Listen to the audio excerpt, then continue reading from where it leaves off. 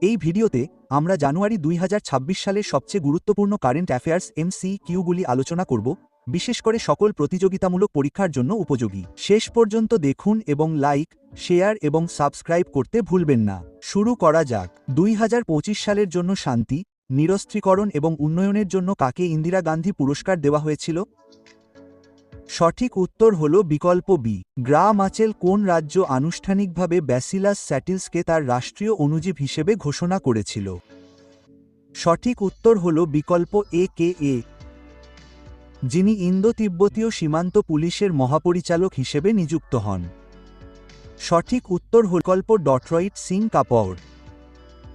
ভারত কোন দেশকে ছাড়িয়ে বিশ্বের বৃহত্তম চাল উৎপাদনকারী দেশ হয়ে উঠেছে?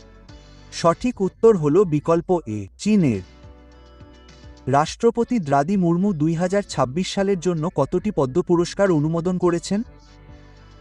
সঠিক উত্তর হল বিকল্প সি, 131।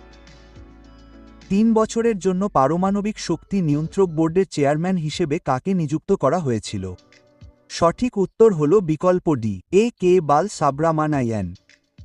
কোন দেশ তরল প্রাকৃতিক গ্যাসের ভারতের দ্বিতীয় বৃহত্তম সরবরাহকারী হয়ে উঠেছে?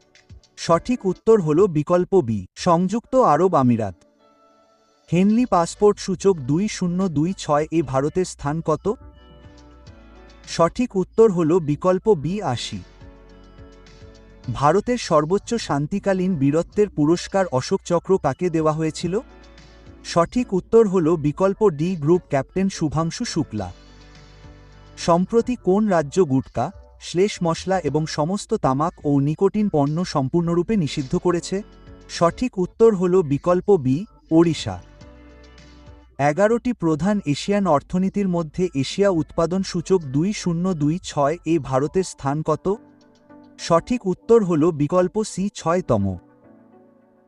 জাতীয় তদন্ত সংস্থার নতুন মহাপরিচালক হিসেবে কে নিযুক্ত হন? সঠিক উত্তর হল বিকল্প সি, রাকেশ অগ্রাল। বিশ্বের প্রাচীনতম টিকে থাকা নদী ব্যবস্থা হিসেবে চিহ্নিত ফিনিংক নদী কোন দেশে অবস্থিত?